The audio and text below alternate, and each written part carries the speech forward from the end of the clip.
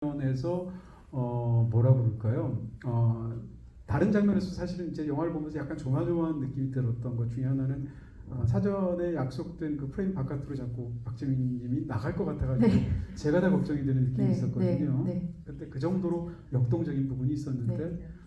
그 제스바에서 춤추시는 분도 그렇고 클럽에서 추는 네. 장면도 그렇고 그 춤추는 장면들이 어렵지는 않으셨습니다. 아니요, 전혀 어렵지 않고 너무 즐거웠어요. 음. 네, 제가 춤을 정말로 이렇게 추거든요. 제가 저한테 춤추는 게 되게 중요하고 춤을 많이 춰요. 저 뭐 혼자서도 제 뭐 집에서도 혼자 추고 클럽도 많이 가고 네, 춤추는 걸 너무너무 좋아하거든요. 친구들 집에서도 뭐 음악 틀어놓고 그냥 뭐 파티도 아닌데 막 우리끼리 막 추고 그래요.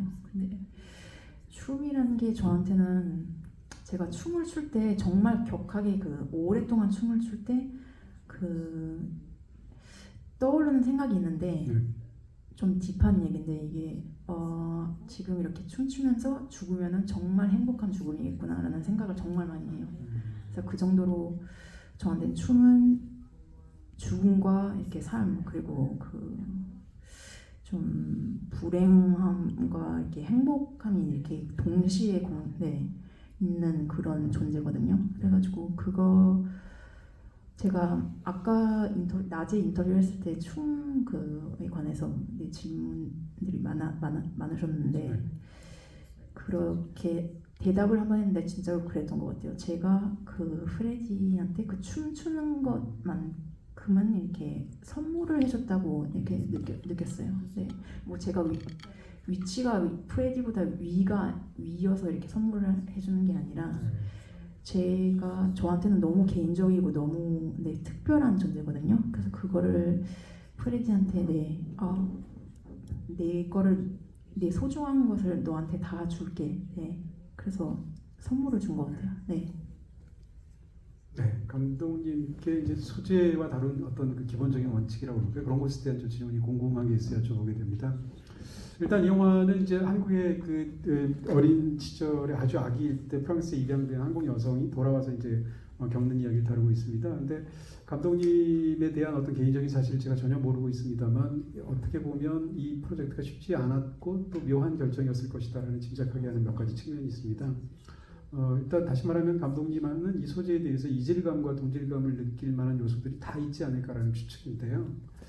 이질감으로 말씀드린다면 먼저 영화의 주인공은 여성인데 감독님은 남성이시고요. 한국계인데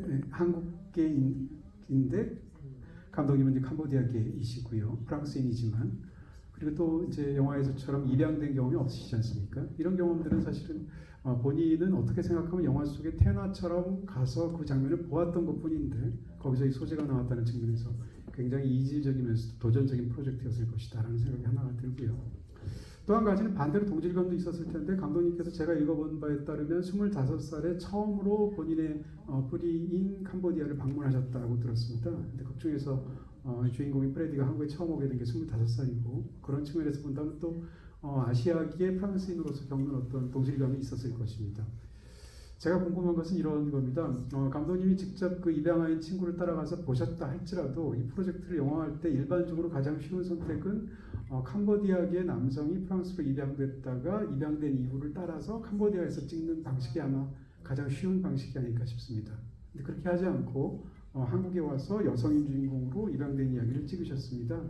그런 힘든 선택을 하신 것에 대한 어떤 이유를 좀 여쭤보고 싶습니다. C'est une question très intéressante. La première chose à dire, c'est que je sais que je n'aurais jamais eu l'idée de faire un film sur un jeune homme qui retourne au Cambodge et va rechercher ses racines, par exemple, sur la terre des origines. Parce que intuitivement, ça aurait été trop proche de mon histoire et peut-être que du coup, par pudeur et par timidité, c'est quelque chose que je me refuserais de raconter. 우선 제가 말씀하신 것처럼 주인공이 남자고 캄보디아인이고 그 뿌리를 찾아서 캄보디아로 가는 그런 이야기는 사실 절대 하지 않을 것 같은데요. 왜냐하면 본능적으로 너무 제 얘기와 비슷해져서 제가 그렇게 거리감을 두지 못하는 너무 내밀한 이야기를 하기 좀 꺼려진다는 점이 있습니다. Comme je le racontais tout à l'heure, le choix de faire ce film, je faisais un peu en faisant de l'humour, mais c'était réel. Ça veut dire, on pourrait dire que c'était presque par opportunité ou par accident, presque par hasard, comme dit Freddy qu'elle est arrivée en Corée par hasard, que j'ai choisi ce film parce que j'avais cette idée, mais ça aurait peut-être pu être une autre. 네, 그리고 제가 처음에 약간 농담처럼 흰 종이에다가 여러 가지 머릿속에 떠오르는 소재를 적어봤다라고 했잖아요. 그런데 정말 사실은 제가 이 주제를 입양으로 잡은 게 좀 우연의 결과인 것 같습니다. 프레디가 마치 우연히 한국에 왔듯이요. Mais comme Freddy qui retourne en Corée au début du film en disant que c'est presque par hasard qu'elle y allait, pour moi je pense qu'il y a parfois des choses qui vous appellent et vous savez pas trop pourquoi, vous avez l'intuition et vous y allez. Et c'est ça le film, j'ai senti quelque chose qui m'a appelé, mais je me suis pas trop posé de questions et j'ai commencé à travailler. Et en commençant à travailler, j'ai commencé à me poser des questions, les questions de légitimité que disait Lee Dong-jin, ça veut dire mais pourquoi est-ce que je raconte cette histoire? Je ne suis pas une femme, je ne suis pas coréen, je ne suis pas adopté, donc qu'est-ce que cette histoire a à voir avec moi? Et je commençais à douter de mes raisons profondes de faire ce film. Je dis, est-ce que c'est pas par opportunisme de dire, tiens, cette histoire peut être commerciale, tu vas faire un bon film, mais est-ce que vraiment est-ce que j'ai le droit de raconter cette histoire? Et je ne sais toujours pas si j'ai le droit de raconter cette histoire, mais ce qui est sûr, c'est qu'au moment où j'ai vraiment douté, presque au point de peut-être abandonner le projet, tout d'un coup, quelque chose d'évident m'est apparu au visage qui était, mais quand même, cette histoire, elle a un peu quand même des rapports avec mon histoire à moi, effectivement, le rapport entre la France et le Cambodge, le fait qu'à l'âge de 25 ans, je suis pour aller pour la première fois, comme Freddy, un peu dans le même état d'esprit, naïf et un tout petit peu très assuré, un tout petit peu arrogant, d'aller dans le pays de mes parents en pensant que ça n'allait pas plus m'affecter qu'un simple voyage, que j'allais pouvoir retourner en France et reprendre ma vie là-bas. Et finalement, c'était il y a 13 ans. Aujourd'hui, j'habite au Cambodge, donc évidemment que ce premier voyage a eu des conséquences beaucoup plus importantes que ce que je croyais au départ. Et donc j'ai compris que peut-être que inconsciemment, cette histoire était aussi un peu, pas complètement, mais aussi un peu la mienne. Et j'ai trouvé ma connexion avec Freddy et avec cette histoire. 네, 그렇지만 이제 어떨 때는 그냥 이유를 모르는 상태에서 무언가에 대해서 홀렸을 때 그 본능을 좀 따라가는 게 좋기도 하다는 생각이 들어요. 저에게는 이 한국인의 입양 소재가 그러했는데요.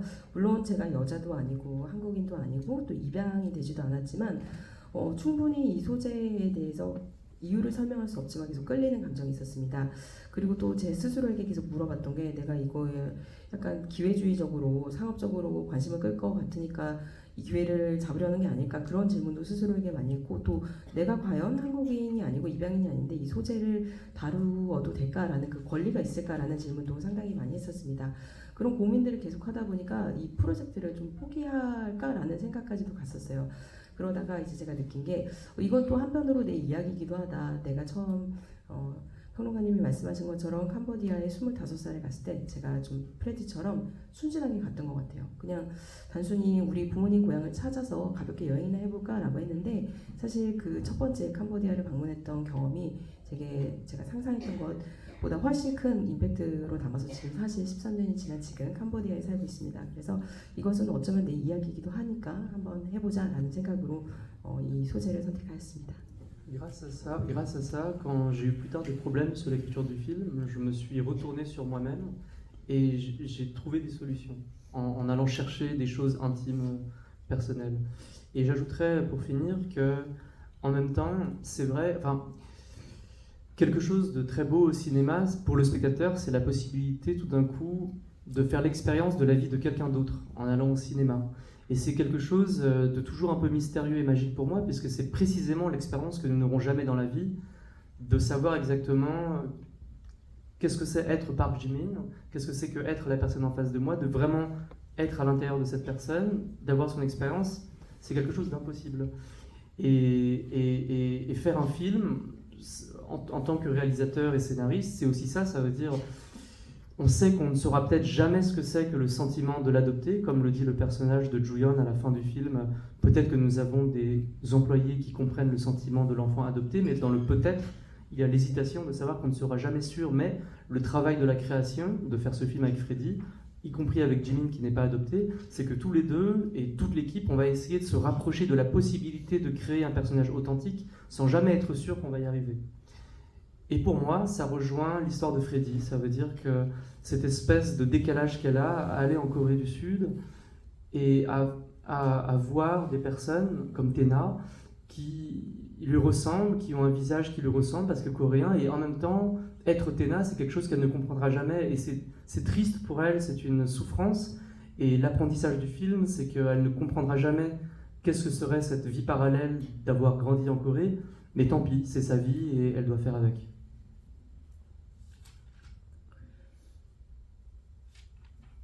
네, 제가 이제 시나리오를 쓰는 과정에 있어서 이제 제 개인적인 경험과도 공감되는 부분이 많아서 제 내면적으로 많이 깊숙이 파고들어서 고민을 했고 제 이야기도 경험도 녹여냈다라는 생각이 듭니다. 또 제가 생각할 때 참 영화가 아름다운 장르인 것 같아요. 관객분들이 극장에 오시면은 일상에서 겪지 못하는 굉장히 신비롭고 마법과 같은 경험을 할 수 있는데요. 그것은 바로 타인의 삶을 살아보는 것입니다. 우리가 일상에서 만약 박지민이라는 인물을 이 배우님을 만났다면 저 인물에 대해서 그렇게 궁금증이 안 들 수도 있고 그 내면을 깊이 탐구할 생각을 안 하겠지만 여러분들이 극장에 와서 이 인물에 대해서 2시간 동안 영화를 보다 보면 그 사람의 내면과 그 사람의 삶을 간접적으로 살아볼 수 있거든요. 그래서 제가 이 시나리오 작가로서 그리고 감독으로서 이 일을 좋아하는 것 같습니다. 또 영화에 보면요, 여기 김주영 배우님도 나와 계시지만 마지막에 좀 결국은 다 이해할 수 없을지도 모른다, 타인을, 그런 메시지를 던져주고 있는데요. 제가 생각하는 것도 그거 같습니다. 프레디가 이제 한국에 가서 본 모습은 자기와 비슷한 테나를 만나서 굉장히 다른 삶을 살았기 때문에 외모는 비슷해도 서로를 이해하지 못해서 그것 때문에 좀 슬퍼지기도 하고 괴로워하는 장면도 나오는데요. 결국은 타인의 삶을 살아보지 않고는 끝까지 모르겠죠. 하지만 그 모름을 또 안고도 살아갈 수 있는 게 삶이라는 생각이 듭니다.